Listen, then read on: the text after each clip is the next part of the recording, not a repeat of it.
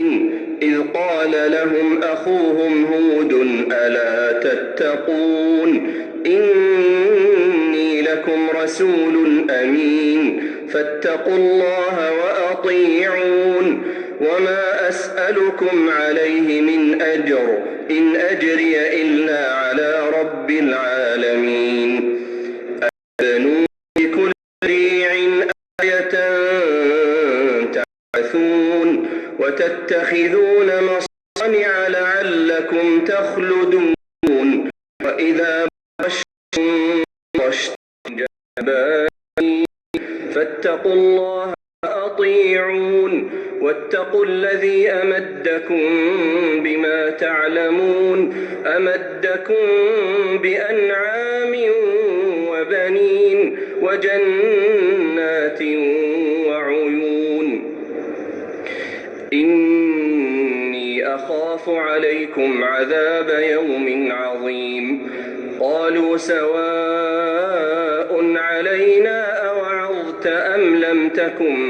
من الواعظين إن هذا إلا خلق الأولين وما نحن بمعذبين فكذبوه فأهلكناهم إن في ذلك لآية وما كان أكثرهم مؤمنين وإن ربك هو العزيز الرحيم. كذبت ثمود المرسلين إذ قال لهم أخوهم صالح ألا تتقون إني لكم رسول أمين فاتقوا الله وأطيعون وما أسألكم عليه من أجر إن أجري إلا على رب العالمين أتتركون فيما هاهنا آمنين في جنات وعيون وزروع ونخل طلعها هضيم وتنحتون من الجبال بيوتا فارهين فاتقوا الله وأطيعون ولا تطيعوا أمر المسرفين الذين يفسدون في الأرض ولا يصلحون قالوا إنما أنت من المسحرين ما أنت إلا بشر مثلنا فأت بآية إن كنت من الصادقين قال هذه ناقة لها شرب ولكم شرب يوم معلوم ولا تمسوها بسوء فيأخذكم عذاب يوم عظيم فعقروها فأصبحوا نادمين فأخذهم العذاب إن في ذلك لآية وما كان أكثرهم مؤمنين وإن ربك هو الله كذبت قوم لوط المرسلين إذ قال لهم أخوهم لوط ألا تتقون إني لكم رسول أمين فاتقوا الله وأطيعون وما أسألكم عليه من أجر إن أجري إلا على رب العالمين أتأتون الذكران من العالمين وتذرون ما خلق لكم ربكم من أزواجكم بل أنتم قوم عادون قالوا لئن لم تنته يا لوط لتكونن من المخرجين قال إني لعملكم من القالين رب نجني وأهلي مما يعملون فنجيناه وأهله أجمعين إلا عجوزا في الغابرين ثم دمرنا الآخرين فساء مطر المنذرين إن في ذلك لآية وما كان أكثرهم مؤمنين وإن ربك لهو العزيز الرحيم كذب أصحاب الأيكة المرسلين إذ قال لهم شعيب ألا تتقون إني لكم رسول أمين فاتقوا الله وأطيعون وما أسألكم عليه من أجر إن أجري إلا على رب العالمين أوفوا الكيل ولا تكونوا من المخسرين وزنوا بالقسطاس المستقيم ولا تبخسوا الناس أشياءهم ولا تعثوا في الأرض مفسدين واتقوا الذي خلقكم والجبلة الأولين قالوا إنما أنت من المسحرين وما أنت إلا بشر مثلنا وإن نظنك لمن الكاذبين فأسقط علينا كسفا من السماء إن كنت من الصادقين قال ربي أعلم بما تعملون فكذبوه فأخذهم عذاب يوم الظلة إنه كان عذاب يوم عظيم إن في ذلك لآية وما كان أكثرهم مؤمنين وإن ربك لهو العزيز الرحيم وإنه لتنزيل رب العالمين نزل به الروح الأمين على قلبك لتكون من المنذرين بلسان عربي مبين وإنه لفي زبر الأولين أولم يكن لهم آية أن يعلمه علماء بني إسرائيل ولو نزلناه على بعض الأعجمين فقرأه عليهم ما كانوا به مؤمنين كذلك سلكناه في قلوب المجرمين لا يؤمنون به حتى يروا العذاب الأليم فيأتيهم بغتة وهم لا يشعرون فيقولوا هل نحن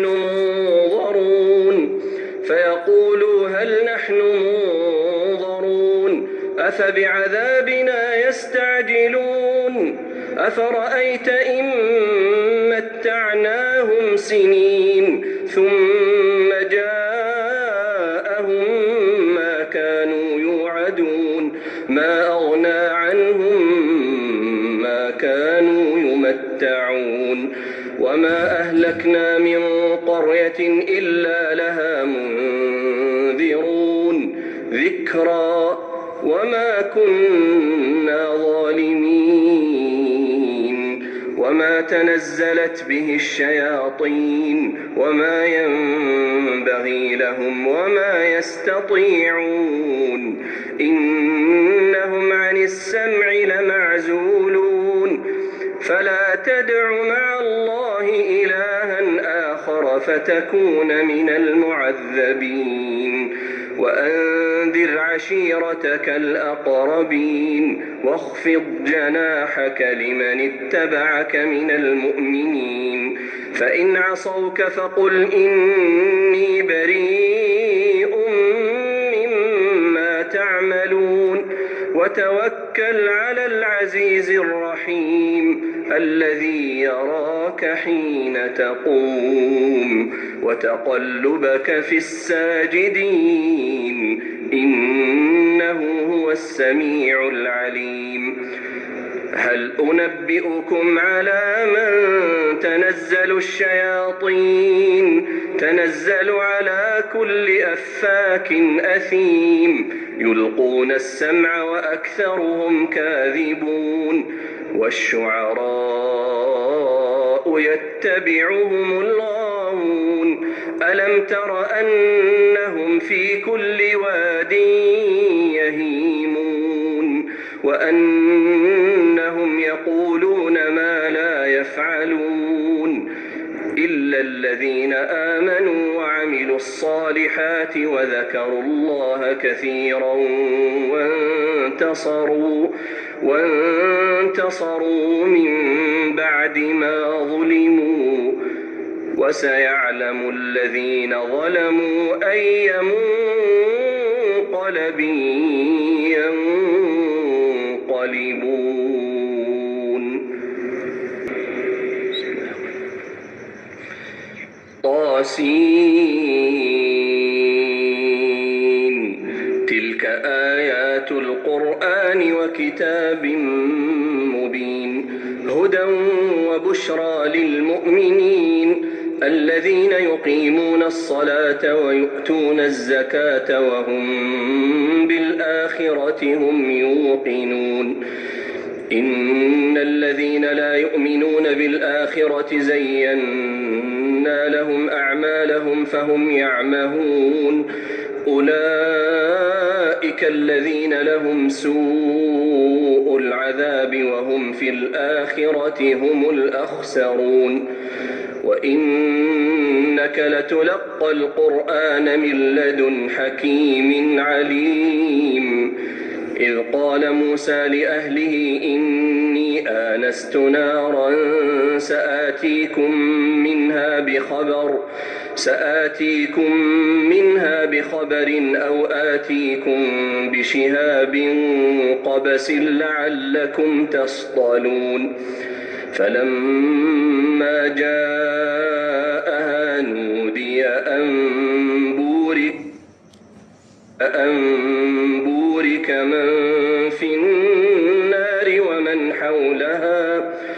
نودي أن بورك من في النار ومن حولها وسبحان الله رب العالمين يا موسى إنه أنا الله العزيز الحكيم وألق عصاك فلما رآها تهتز كأنها جان ولا مدبرا ولم يعقب يا موسى لا تخف إني لا يخاف لدي المرسلون إلا من ظلم ثم بدل حسنا بعد سوء فإني غفور رحيم وأدخل يدك في جيبك تخرج بيضاء من غير سوء في 9 آيات إلى فرعون وقومه إنهم كانوا قوما فاسقين فلما جاءتهم آياتنا مبصرة قالوا هذا سحر مبين وجحدوا بها واستيقنتها أنفسهم ظلما وعلوا فانظر كيف كان عاقبة المفسدين ولقد آتينا داود وسليمان علما وقال الحمد لله الذي فضلنا على كثير من عباده المؤمنين وورث سليمان داود وقال يا أيها الناس علمنا منطق الطير وأوتينا من كل شيء إن هذا لهو الفضل المبين وحشر لسليمان جنوده من الجن والإنس والطير فهم يوزعون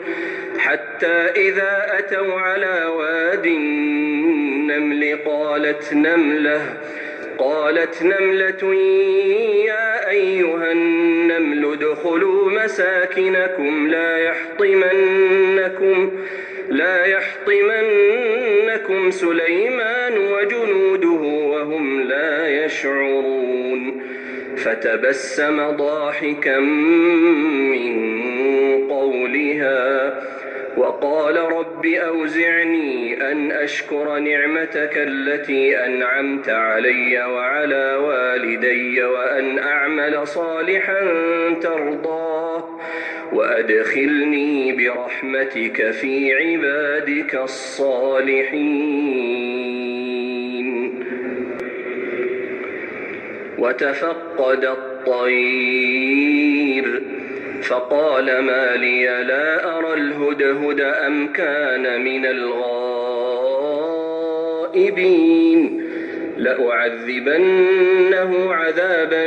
شديدا أو لأذبحنه أو ليأتيني بسلطان مبين. فمكث غير بعيد فقال أحطت بما لم تحط به وجئتك من سبأ بنبأ يقين إني وجدت امرأة تملكهم وأوتيت من كل شيء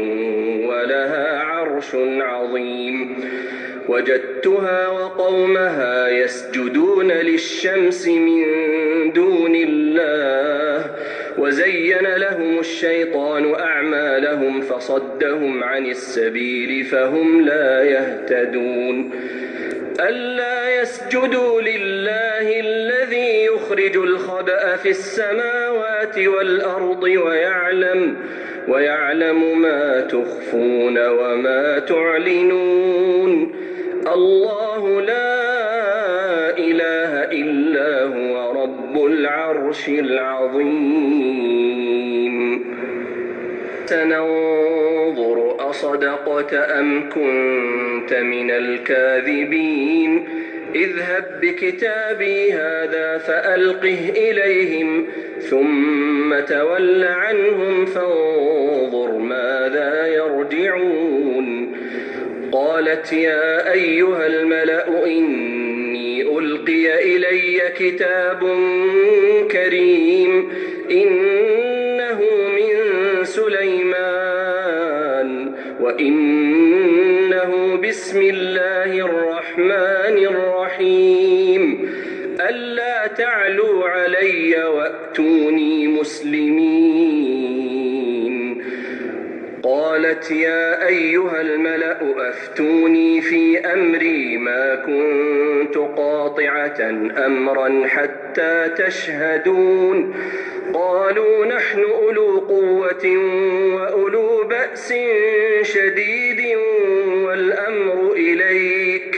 والأمر إليك فانظري ماذا تأمرين. قالت إن الملوك إذا دخلوا قرية أفسدوها وجعلوا أعزة أهلها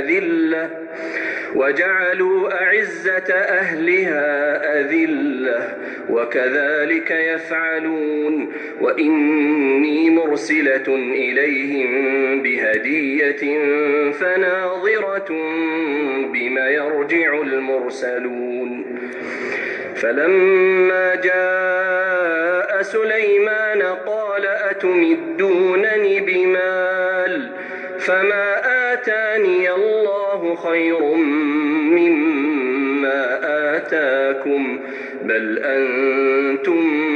بهديتكم تفرحون. ارجع إليهم فلنأتينهم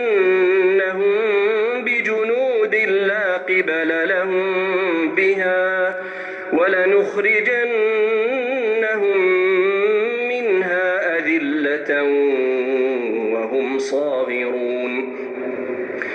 قال يا أيها الملأ أيكم يأتيني بعرشها قبل أن يأتوني مسلمين.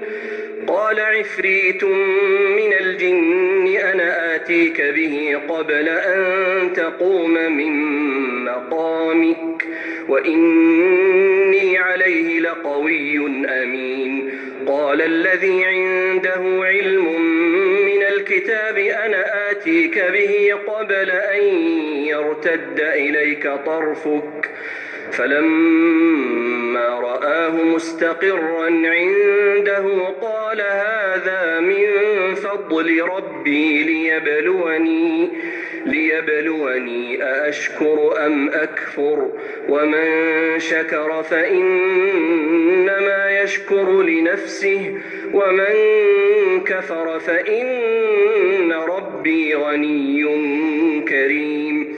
قال نكروا لها عرشها ننظر أتهتدي أم تكون من الذين لا يهتدون.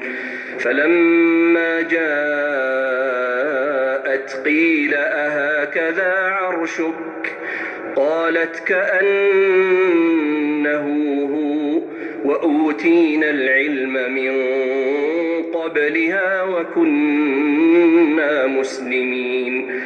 وصدها ما كانت تعبد من دون الله إنها كانت من قوم كافرين. قيل لها ادخل الصرح فلما رأته حسبته لجة وكشفت عن ساقيها قال إنه صرح ممرد من قوارير. إني ظلمت نفسي وأسلمت مع سليمان لله رب العالمين.